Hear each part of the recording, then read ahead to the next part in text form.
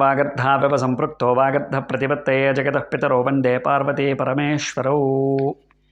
ప్రేక్షక మహాశయులకు నమస్కారం.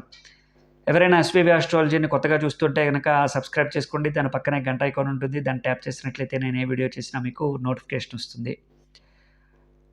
2024 సంవత్సరంలో నక్షత్రాలన్నిటి గురించి కూడా తెలుసుకుంటున్నాం. అందులో భాగంగా శతభిష నక్షత్రం గురించి తెలుసుకోబోతున్నాం. శతభిష నక్షత్రానికి ఈ సంవత్సరం అంతా కూడా సజావుగా ఉన్నట్టుగా కనబడుతూ ఉంటుంది. ఎప్పుడో ఒకప్పుడు సడన్గా ఏదో ఒక మార్పు జరగబోతూ ఉంటుంది. ప్రధానంగా మే తర్వాత చాలా జాగ్రత్తగా ఉండవలసినటువంటి సమయం శతభిష నక్షత్రం వారికి.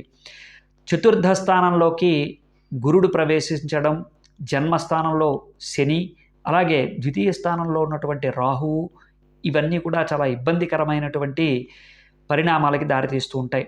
ప్రధానంగా ఇంటి సమస్యలు ఏదైనా ఉంటే కనుక వాటిని పరిష్కరించడానికి ప్రయత్నం చేయండి. ఎవరితోనూ కూడా ఎక్కువ వాదించడానికి ప్రయత్నం చేయకండి. మీ మీద ఉన్నటువంటి నమ్మకాన్ని పోగొట్టుకునేటువంటి ప్రయత్నం చేయకండి. బద్ధకించకండి. ఆలోచనలన్నీ కూడా ఎక్కువగా ఆలోచించి తక్కువ పని చేయడం కాకుండా ప్రధానమైనటువంటి సమస్యని పక్కన పెట్టి మీరు ఏదైతే చెయ్యగలరో ఆ పని మాత్రమే చేసి గురించి మిగిలిన విషయాలు పక్కన పెట్టేస్తే మీకు కొంత ఉపశమనంగా ఉంటుంది. లేదంటే కనుక అది మానసికంగా వేధించేటువంటి అవకాశాలు ఎక్కువగా కనబడుతూ ఉన్నాయి. ఇంట్లో తల్లిదండ్రులు కానీ వారి పెద్దవారు కానీ ఉంటే మాత్రం కొద్దిగా జాగ్రత్తగా ఉండవలసినటువంటి అవసరం ఉంది. విదేశాలు వెళ్ళటానికి ప్రయత్నం చేయకండి.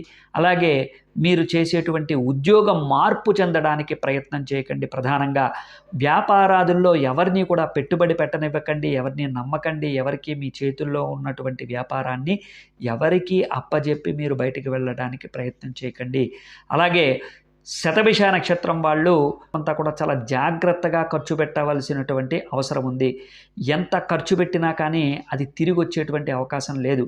కానీ చేబదులు ఇచ్చినా, రుణాలు ఇచ్చినా, మీరు రుణం చేసినా దాన్ని తీర్చడం అనేటువంటిది అసంభవము.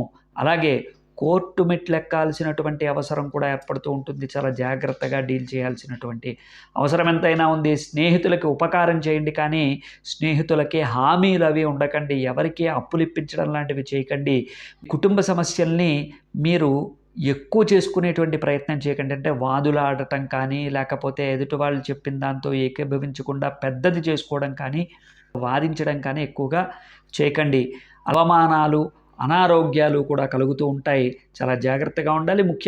ముఖ్యంగా క్రీడారంగంలోనూ కళారంగంలోనూ రాణిస్తారు, కానీ విద్యార్థులకి పోటీ పరీక్షలు రాసేటువంటి, ప్రభుత్వ పరీక్షలు రాసేటువంటి వాళ్ళకి, అలాగే ఏదైనా ఉద్యోగం కోసం ప్రయత్నం చేసేవరికైనా లంచాలు ఇవ్వటం కానీ అస్సలు చేయకండి. వీళ్ళెవరికీ కూడా కలిసి రాదు. ప్రభుత్వ రంగానికి సంబంధించినటువంటి పోటీ పరీక్షలు రాసేటువంటి వాళ్ళకి కానీ, అలాగే రాజకీయ నాయకులకు కానీ అస్సలు బాలేదని చెప్పుకోవచ్చు. కాబట్టి తగు జాగ్రత్తగా ఉండి ఈ సంవత్సరం మొత్తము కూడా తప్పకుండా అఘోర పాశుపత హోమం చేయించుకోండి, సుదర్శన హోమం చేయించుకోండి. మీకు ఈ సంవత్సరం అంతా కూడా ఎదురు దెబ్బలు తగలకుండా ఉంటాయి.